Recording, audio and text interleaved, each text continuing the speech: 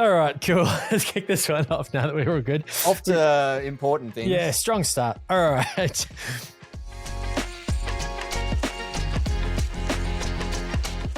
All right, welcome to Insights as a Service. This is a podcast. We have just been talking about completely unrelated non-MSP tech, not at all tech-related stuff in the lead up to this. But anyway, I'm Brendan, and often on this podcast we talk about how MSPs should look to create a niche. A lot of people who come on the podcast tell us that that is a great way to create value-based pricing and to run a more efficient business and to really sort of streamline what you sell and who you sell it to. Now, the problem with that is that there's also a lot of people that would say, yeah, that's cool, but that doesn't apply to my business because X, or it's not as easy as you make it sound because of Y. And the person who I have on today is Nigel Moore, the top dog at the Tech Tribe, and he is very well placed to both talk about that niching down concept and then also to rebut some of my counterpoints. And I'm sure this will be filled full of nuance. But anyway, Nigel, enough of me talking. Good day to you. How have you been going? Hello, very well, and thank you for having me back on. It's always fun to babble on about this stuff with a fellow Aussie. Most of my podcast interviews are all in the US, so they're wildly weird hours, but I always love when I jump on one with you because it's my working hours. That's positive. Also, New Zealand passport holder, but I get the Aussie thing. Gold Coast based, been here 17 years. At some point, I probably need to just make the call to actually admit it. Well, I can't tell any accent left. No, that's it. I say dance in France, but that's about as extreme as it gets. And honestly, my parents didn't want me to have a New Zealand accent, so they made me go to speech and elocution when I was young. And so yeah, even they weren't a fan. Have you been to therapy to deal with that afterwards? Or? I've been to therapy for other reasons, but not about the accent. Yeah, they did a lot of other damage too, but we won't get into that. All right, that's what us parents do best. Give our kids reason for needing help. We'll set up a separate podcast. It's just all about our sad stories. But in the meantime, let's focus on helping other people with their businesses. All right, but before I do, quickly, got any latest news or events from the Tech Tribe community? Anything you want to plug up front while I put you on the spot? Good question. I think we just hit 4,000 MSPs in there. If that's well done. A little bit of a milestone for us, which is awesome. But outside of that, we are just doing what we do, and that's just building and creating and releasing stuff to our members. Nice, good on you. All right, well that was short and sharp. Let's talk about the idea of sort of niching down, for a bit of lack of a better phrase. When it comes to being an MSP, where do you sit on, or which side of the fence, or do you just sit directly on the fence when it comes to that broad market or choosing a small number of verticals to cater to? I sit at every position on the fence because there is no correct answer for it. The answer, as we were saying off air, is always that it depends, and it depends on lots of different things. One of the biggest things it depends on is your maturity as a business owner or as a business, and how far you are along in your business journey.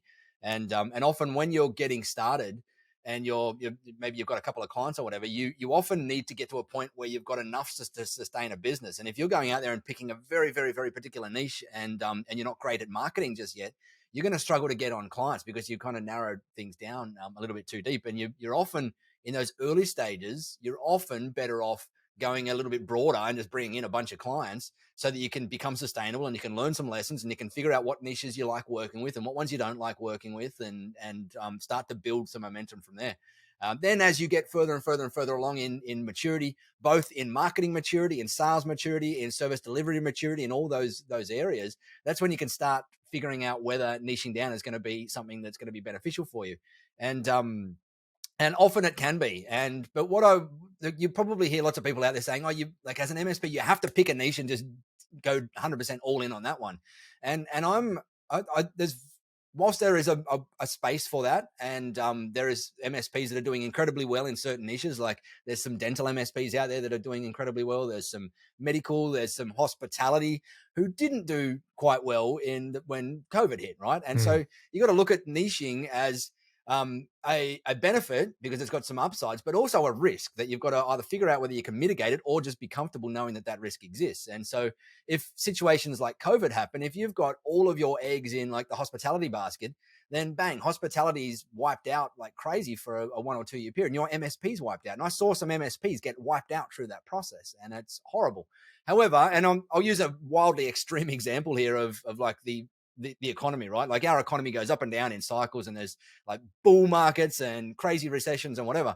And And in a bull market, you've got all sorts of businesses making all sorts of money out of all sorts of crazy things. And so you could, if like one approach you could take as you're going through figuring out if you want to work on niches or not, is you could say, okay, well, I'm going to go after some of these high growth SaaS, whatever vertical things that kind of go crazy in bull markets. But to counteract that, let me also go and work with some insolvency companies, because we know that when you're in a bear market, insolvency companies go through the roof, and they often grow double, triple in bear markets when just dealing with all of the businesses that are going out of business in that particular market. And so that was an extreme example, just showing how you can layer risk in there a little bit so that you're not completely exposed to the dynamics of one particular market going up or down with either a market cycle or a like a COVID or whatever happens to happen in there. Hmm. And one of the things that I do see a lot of the MSPs that do niche down the ones that are getting the best results is that they pick a number of verticals that are not necessarily 100% related in terms of the vertical, but are related in terms of the dynamics of the business. Yes. And it might be like one of the best ones out there is to just pick professional services firms, right? There's lots of different types of professional services firms that some will, like insolvency firms, will be going bull in a like crazy in a bear market, and maybe SaaS startup consultancies will be going worse, but they all have an underlying business structure that's very similar to an MSP, funnily enough, in that they're selling literally services and some product in return for fixed fee or labor-based agreements in there. And so you can niche down to that kind of halfway point where you're picking business types, but not particular verticals, and that can help spread that risk across there. Yeah. However, when we get across to the whole marketing side of things, I'm a firm believer that that most MSPs, even small ones, should at least do their marketing at a niche level in there. And you don't have to, like, you can still be an MSP that's supporting every single type of client out there in the world, although there's some that you don't ever want to support, but you can be out there supporting 95% of businesses. But when you do your marketing, you can do a marketing campaign tailored to one specific niche. And the reason that works often better is that you can tailor your campaign to be so darn specific to the pain points and frustrations and wants and desires and everything of that very specific market, which means your marketing has typically got a far better chance of getting much higher results than if you're going out to a broad market and saying, hey, we do IT support for everybody out there. Even though you do, you're just narrowing your marketing part of it down first, not the back end service delivery. Well, that's it, right? Like when we talk about niching, I guess it's always good to go, well, what problem or problems does this solve? And you're right, marketing's definitely one. How do you cut through a crowded market with a lot of noise? Everyone's talking about Microsoft, around the per head billing and blah, blah, blah. So how do you capture demand for a specific problem or in a different way that separates you from the group? So that's definitely one problem it solves. Two is if you can find a vertical or a group of verticals or just a type of business process, something that, as you said, a number of businesses are aligned on, and then really go deep on the knowledge on that particular thing, then again, that allows you to sell in a particular way to a particular group and create value based on the level of knowledge you have for it. So I think really it's about it's the problems it solves is how do I go to market and how do I position myself with a price point that's not just price based, it's value based. Yeah, so, right. And then also, I guess, staff, right? People don't want to just be a generalist of everything. They like to go deep and learn lots, and you could give them that opportunity if you've got a smaller set of deliverables or type of company you're trying to deliver to. Correct. Or even a smaller set of line of business vendors that you're dealing with at the particular clients as well. It can often be down to that level. And like if someone was to ask me to start an MSP today, I think I wouldn't niche right down to saying that I'm just going to work with dentists or lawyers or whatever, because I don't know that vertical very well as well. But I know professional services firms fairly well. And so I would be likely picking something like, hey, for starters, we're going to be an MSP for professional services firms. And if I look at my MSP, we probably had a rough guess, 40% of our clients were professional services firms, and probably another 30 or 40% were hospitality firms. And professional services firms can be anyone from lawyers, accountants, down to, we had some of Australia's largest market research agencies in there as well. We had two of them. And they were all essentially at their core, they're the same business type underneath them. They're just selling a different set of services on top of it. It's just still labor and building service delivery team and doing whatever it is to deliver a set of goods. And so I think if I was to do it, I'd be doing that, because then I can spread across a couple of different ones, and I can do my marketing. Like I can do a campaign for market research companies. I can do a campaign for lawyers. I can do a campaign for accountants. But underneath, we know their business model very well, and we can talk to them deeper about the pain points, because the pain points at a certain level are often shared or typically shared across that whole spectrum of professional services companies. They've all got the same points of making sure our labor is efficient and making sure our gross margins on our agreements are profitable and stuff like that, which is the same challenges that we have as an MSP, because that's we're a professional service out there. And so if I was starting again in my situation, knowing what I know about services, that's what I would go and choose to at least start with. And I'd drill my marketing down on particular verticals. And when you're drilling down to accountants and lawyers, like say you're creating a marketing campaign for the legal industry because you want to shoot after them for a bit, it's not that hard to go and redo that campaign to resell it, to re-go and run it for accountants, because they're very similar. You just got to change a little bit of language across each campaign, but you're essentially probably spending all the time building one campaign. To build the second campaign, it's probably only 10% of the time. You're just changing a little bit of the language and verbiage in there to just suit that particular thing. But because they're underlying professional services companies, most of the verbiage is going to be the same across the two. Yeah, they're trying to maximize billable hours for the people that they've got as consultants. They're trying to minimize administrative overhead. They've all got the same overarching things in mind. So, okay, we've talked a bit about why it's a good idea. And I think also just touching on how these things often start. Someone starts an MSP, they've probably come from a IT-related job in a specific company, decide to go out on their own, probably have a number of contacts and specific skills in a specific category or market segment, and they know those people. And so it just kind of gets its own legs. But then they probably bring in some salespeople, and they get big enough, and those salespeople are like, targets are targets, any kind of sales a goal, I'm coin operated. A commission. Yeah, absolutely. So, I just got old mate down the road who does nothing like what we have on the books at the moment, but whatever, it's money. And no one likes to turn away money. So I guess on that theme, here's some objections. I'll throw them at you. You discuss. All right. So it's difficult to niche down when existing revenue is coming from outside of that niche. You can't just ditch clients and forego revenue, but to keep them would mean having to retain a wider set of skills and tech. How do you get around that? Price appropriately. Like if you've got to be in your business, like in a business that's got to support multiple different industries and multiple different types of tech, then you need to just make sure that you're priced appropriately to be profitable to support all of that.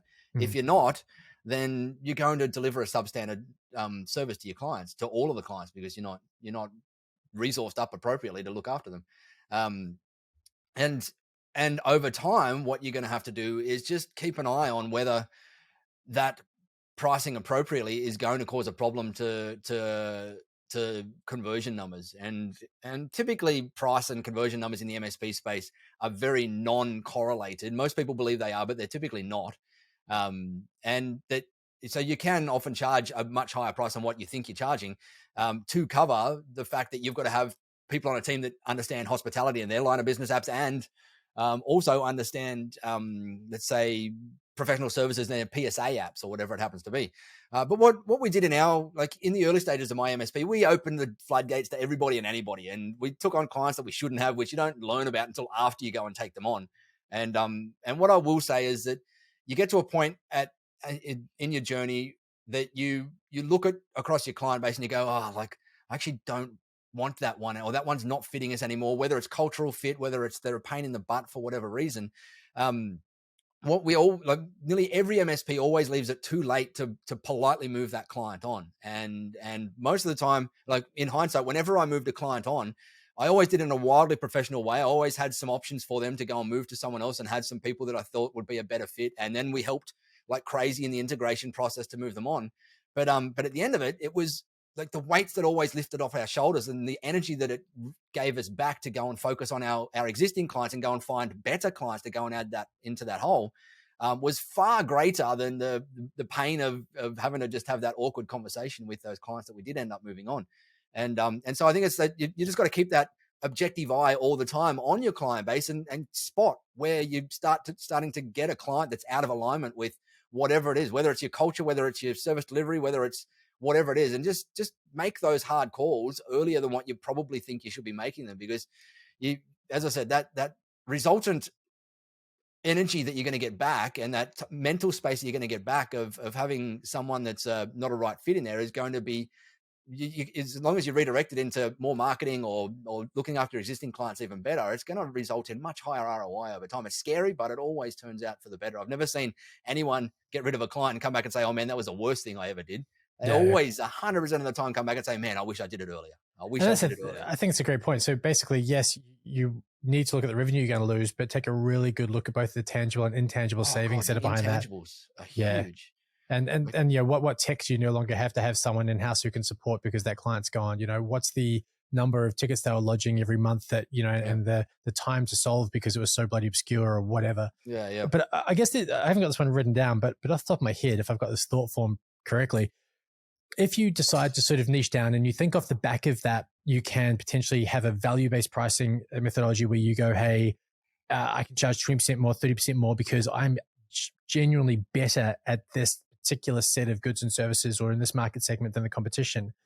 How do you educate the market and your clients that old mate up the road that has more of a generalist approach, but is, you know, $50 per head cheaper, isn't the better value option for them? You know, what do they have to pair with it? You can either take the approach of choosing to educate the market, which you're probably going to have to do a little bit of anyway, or going after the clients that already know that. And there's going to be, if you're going after a vertical, there's always going to be a bunch of clients in that vertical that already know that it's better to work with someone that's specific and pay more than it is to work with someone that's not specific and pay less.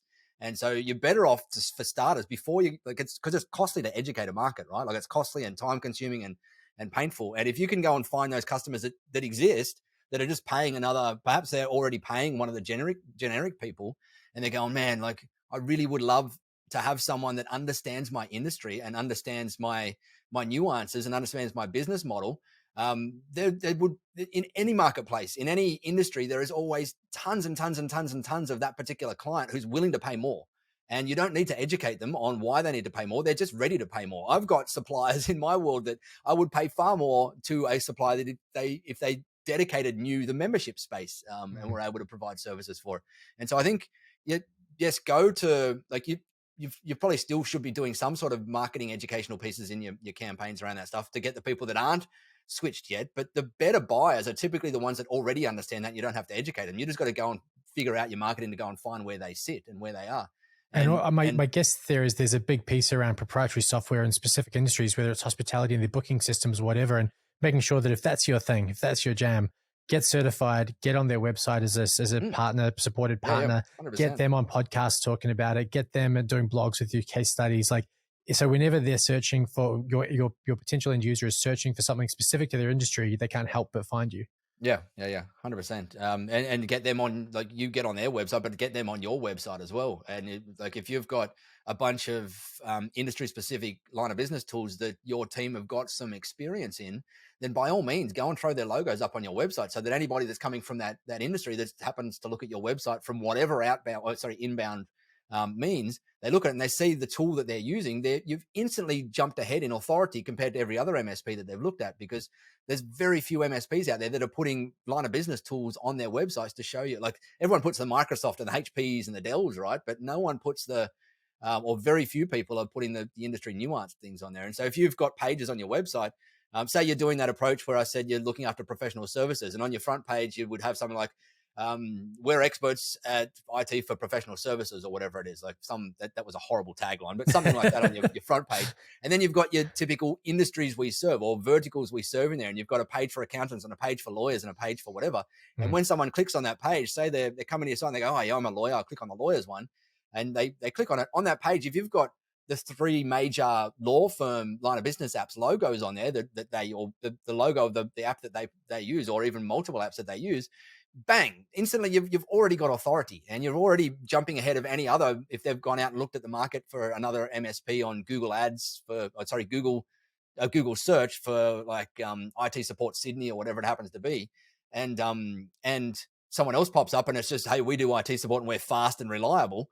Like, you've instantly got worlds of authority above them just by having just that logo on there, if that's a vertical that you've got some sort of specialization in. So I think this is very related, and I think it's going to hit close to home for you. So being contrarian, that's great. We can educate a specific market segment. We can create content. We can, but the smaller the market segment, the more targeted the market needs to be. Content takes time to create. Potentially higher overheads as you seek to educate a small target market about problems they can solve and how. Marketing isn't cheap, and it takes time out of a busy day.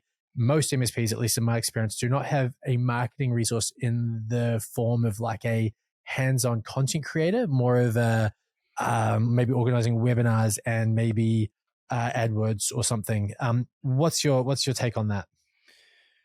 Ooh, big question. Like we could probably go for an entire topic on that one. You've got to leverage what you've got, right? Like you've got to look for leverage in everything that you've got in there. And so if you're a small, like I call us nimble MSPs, and sorry, I shouldn't say us anymore. I've sold mine, but nimble MSPs, then you're not going to have the marketing resources of the larger MSPs out there. You're not going to have a team of people and whatever. And so you got to look for leverage in everything that you're doing. And that could be things like, as you touched on before, like relationships. Like if you've come from a place where you got relationships with line of business vendors or relationships with other other businesses that have got your type of client as their client, then you've got to leverage that stuff like crazy and look for opportunities where you're not going to be able to go and build an entire content machine if you don't have a content person, but you can go and say, hey, well, I do have a contact in my world, like a contact list in my world, and I've got these relationships already based on even existing line of business vendors that you're going and working with across your current client base, that you can go and say, okay, well, that's an asset that I've currently got. I don't have the means to have a marketing person just yet, but I've got that. So let me at least get on the phone with all of those line of business vendors and say, hey, we love working with you over at so-and-so client. I'd love to take you out for lunch and see if we might be able to help each other out a little bit more. And so I used that strategy a number of times in my MSP. In the hospitality space, I did it. And I did it with POS vendors. So there was a couple of POS vendors that some of our clients worked with, and my team worked with them. And this was when I had no money for marketing. So I was just using my time for marketing. So I was just doing whatever I could with time. I wasn't doing Google ads. I wasn't running direct mail. I wasn't doing any sort of advertising. I didn't have a marketing person or a salesperson. I was small. And so I had to just leverage my time, which is all I had, and some existing contacts from existing clients' line of business apps. And one particular example that I use fairly regularly was that we had a client who had a POS vendor, and we'd been dealing with this POS vendor for many years. We set up something like 15 restaurants with them at this one client. And so I had I used to get along very well with the salesperson there. And one day I said, hey, like we've been obviously helping you guys out and helping the client out. We're all enjoying working with each other. Let's go and have a lunch and see if we might be able to take things a little bit further.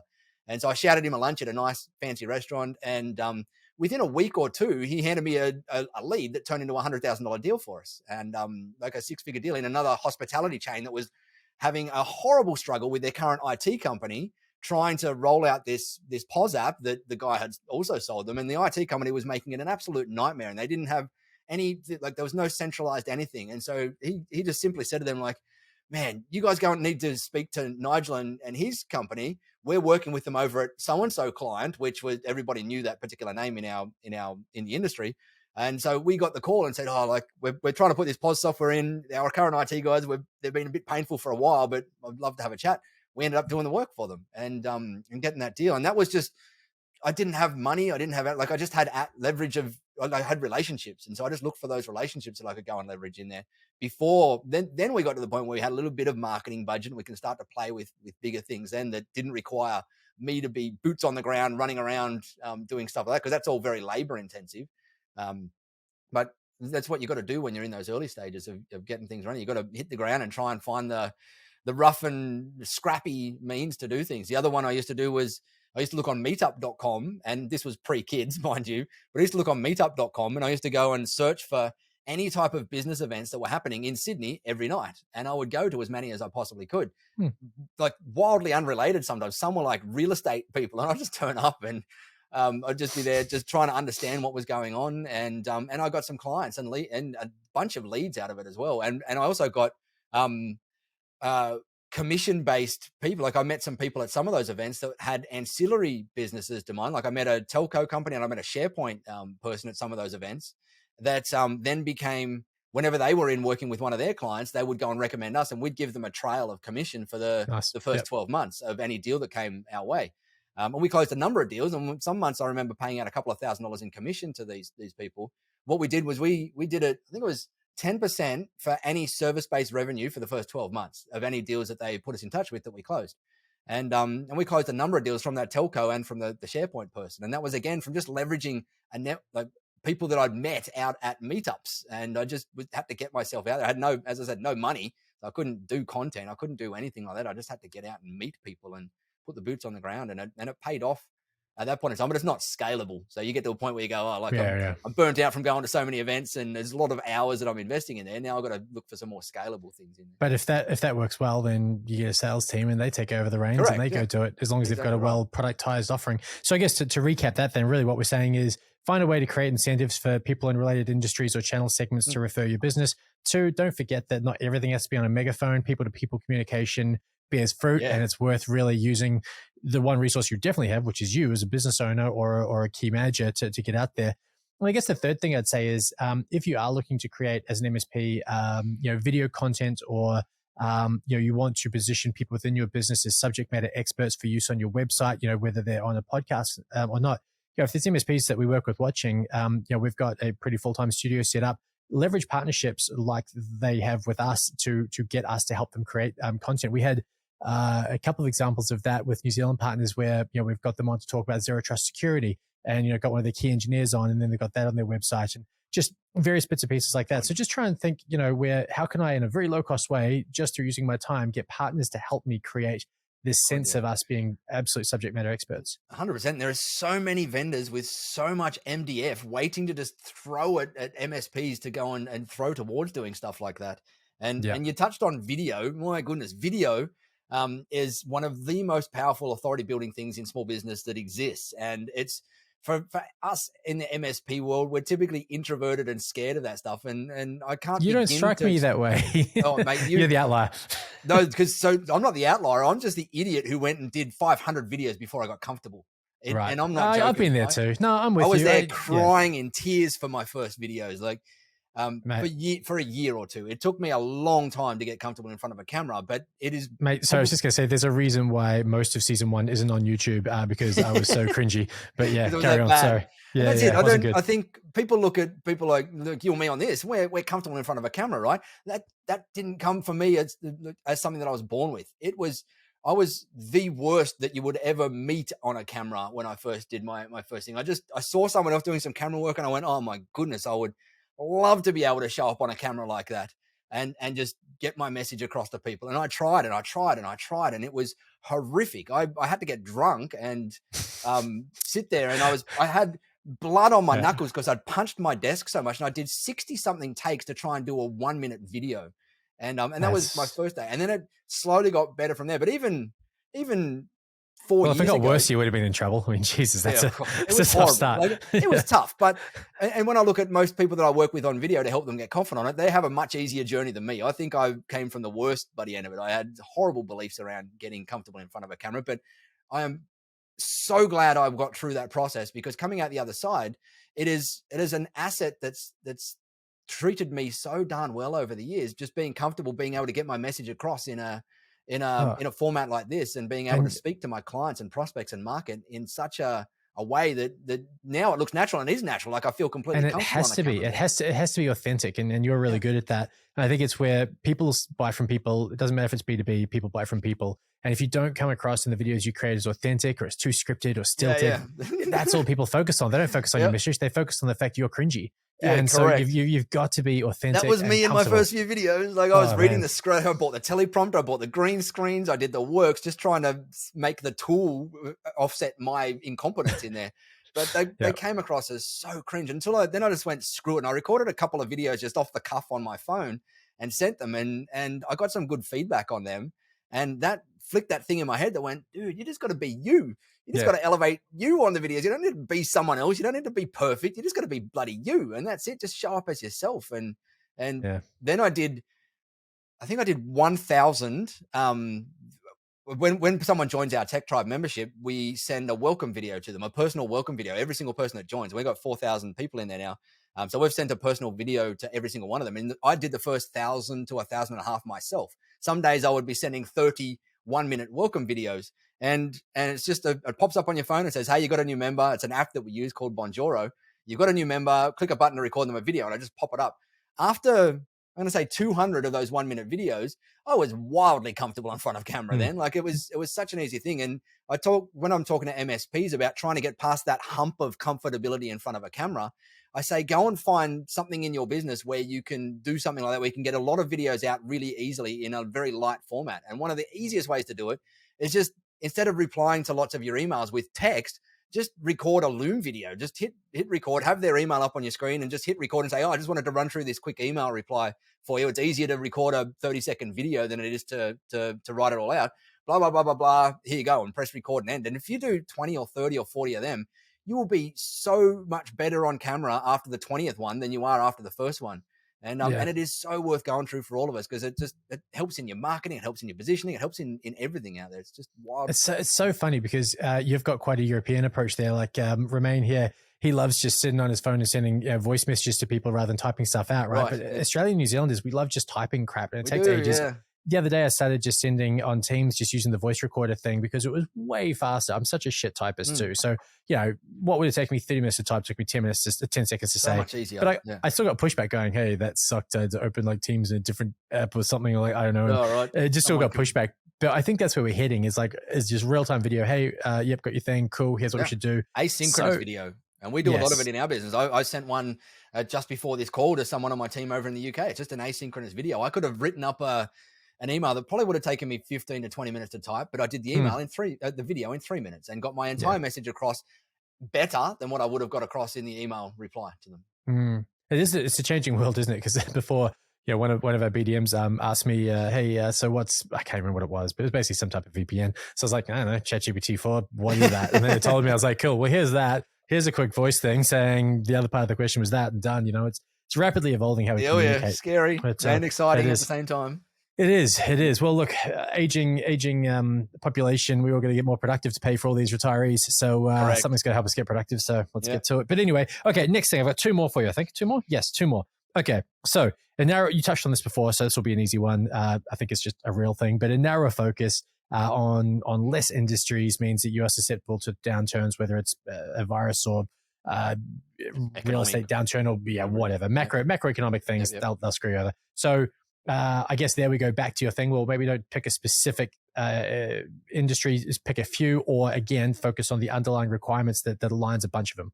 Yeah, 100%. Or if you're picking one, do your darn best due diligence to understand that industry enough to understand whether it's got longevity in it, even through the thick and thin. Because there's industries that are getting disrupted left, right, and center at the moment, and that's only going to speed up as all different things happen. And so, professional services you touched on. I mean, lawyers, correct. accountants, there's a bunch of that's going to be upended. But there's also things that are not going to do, like the health industry, like that ain't going anywhere. That's only going to grow, right? The education industry, that ain't going anywhere. That's only going to grow. Aged care, that ain't going anywhere. That's only going to grow. Like, that is going to grow significantly. And you look at them, and if you're looking at it at that level, you can go and like aged care would be one. If you wanted to, I know there's a number of MSPs that only deal in aged care. That's one that you can be fairly safe making a decision that's going to be our only vertical. And we're just going to go for aged care only, because there's not many things that could happen in the world where, although I'm also very heavily in the like anti-aging longevity space. And so there's potential that anti-aging aging is not going to be a problem in the next couple of decades. And will it just not be a problem at the same time? Like, it'll be a problem, but it's when people turn 180. Yeah, correct. When people are 180. We're still going to get there. Right. It's still a problem. It's just later. Correct. And so, but it's safe to say, like, nothing's changing in that industry in the next couple of years that's going to be drastic, that's going to cause you to lose your MSP business out of it. But lots of others do. And so you just got to be careful if you are going to pick one. Just try and project yourself out and understand that industry enough to understand, is there any disruption that could be coming in there? That could potentially cause havoc if you are going to drill down that level. So the answer is basically, no shit, make smart choices. Yeah, 100%. Yeah. Cool. Okay, sweet. You said it more eloquently than me. It's all right. Let me go. All right, last one for you then. Okay. As a focus on specific tech stacks leaves you vulnerable to price hikes or changes in strategy from a small group of vendors, e.g. they decide to go direct to market, or they increase price points to a degree that makes your offer too expensive.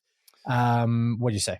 Have you got an example of what you mean by that? Okay, I can give you an example. Oh, do I want to say this? I might get in trouble. Okay, I won't use a name. Yeah, I will use a concept, and people can read into it what they will.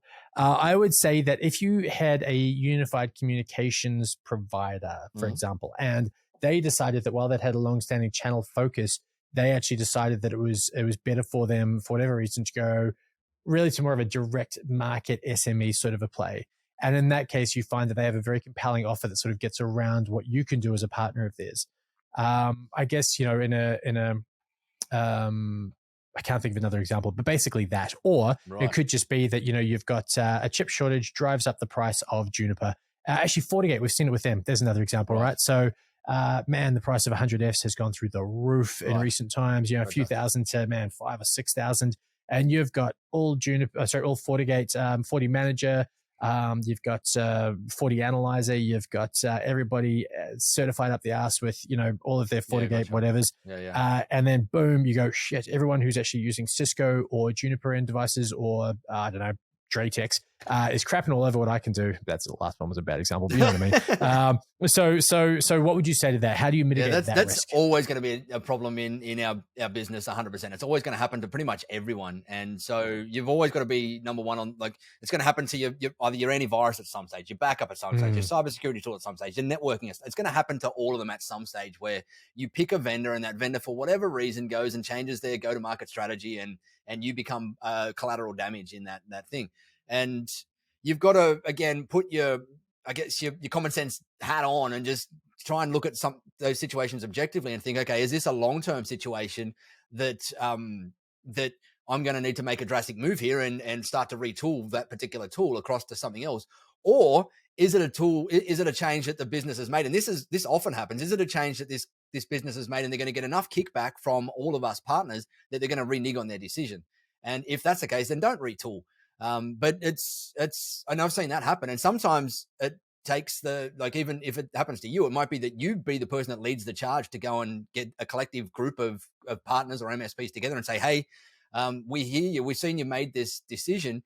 We all collectively think it's bad. Don't be that vendor that MSP that jumps onto Reddit and bags the crap out of them about it, because you're not going to get anything by doing that. But if you bring together a professional bunch of their partners and you come together with a collective argument and say, hey, like, we see you've made this decision. We're coming in professionally here, cap in hand. We want to ask if there's a chance of reneging it or tweaking it, and we'll come together and we'll help you work on it. You've obviously made the decision for some reason. And I've seen that happen in a couple of scenarios over the years where a vendor's made a bad decision, or in hindsight, it's a bad decision. And they've come back and said, oh, okay, yeah, we see, like, we made it because powers that be above us, like private equity ownership or whatever above us, is kind of forcing us to do this, but we're not seeing the second order effects of that decision. And you can go back and you'd be surprised. You go with the right attitude and you can reverse some of those decisions. You can help a vendor reverse some of those decisions if you do it with enough support around you. And if you're involved in some communities around the place, like MSP communities, you can find that support semi-easily in there. I've seen it happen to a few vendors on a number of occasions where that's happened, and you build up a groundswell and you do it. The key is doing it with respect. Like, not going in and bashing and saying, oh, you guys are idiots, you shouldn't have done this, because it's going to fall on deaf ears 100% of the time. But if you come in and say, we've got to, let's do it professionally and whatever, you've got a chance. Otherwise, if that falls on fresh ears, you've got to make the decision of whether you've got to retool that particular thing or not. And you've just got to know that stuff is always going to happen. There's never going to be a vendor that you can work with for 25 years and be happy with that vendor for 25 years in there. Like, people come and go. There's innovation, technical debt happens, and then they can't innovate as fast as the newer entrants, and all that sort of stuff is going to happen, and vendors will change. And so I think the other thing out of there is just to be, I was in my early years of my MSP, I was always quick to change a vendor when something didn't work. And it's like, oh, well, we've only got a few clients, let's change the vendor from this backup to this backup and this AV to this AV. But over the years, I got to the point where I realized that those decisions are much bigger decisions now, because I got much more clients in here and whatever, and the cost of change is a whole lot more. And so that's the point where I started investing in the due diligence process a whole lot more as well. And my due diligence in the early stages was, hey, what's everyone else using? All right, I'm going to use that. In the later stages, I'd sit down and we'd like, even now, we just chose a new tool for one of our billing, like, that integrates into our billing engine inside the Tech Tribe. Previous times, I would have just gone and just chosen a tool and just said, oh, let's just run with this. Nowadays, it took us a month and a couple of $1,000s to go and pick the tool. We had to go and set up all the 5 of the main tools that are in the marketplace and figure out their nuances between them and figure out what ones had every single thing that we wanted in there and go through this proper due diligence process. And part of the due diligence process was, what's their current, like, out of a scale of 1 to 5, what's their current level of innovation? Like, how are they actually an old incumbent that's probably going to be struggling with technical debt in a few years' time, or are they a new player that's learned from the old incumbents and is making some new things? And we did that based on like their release schedules of their thing. Like go and have a look at each company's release schedule of their stuff. Go and have a look at their help articles on their help site to see what sort of challenges they've got on there. And we did all of that due diligence and picked the vendor based on that, not based on sticking my finger in the air and seeing which way the wind is going. And as you go more and more into your MSP journey, you've got to spend that time up front, being a little bit more intentional about who you pick, knowing that you want to get someone that's got the best chance to giving you 5, 10, 15 years of good service with that particular client, and not having to change them soon afterwards. And you've got to look for those things, not just what does a platform do, but what does the company do? Where's the company going? Has the company got a history of doing some certain decisions in certain ways? Like how have they treated their partners over the last 5 years? Because that's probably indicative of how they're going to treat them over the next 5 years, and making your decisions based on that. And that helps front load a lot of that pain that might come from picking a bad vendor and having to move pretty quickly.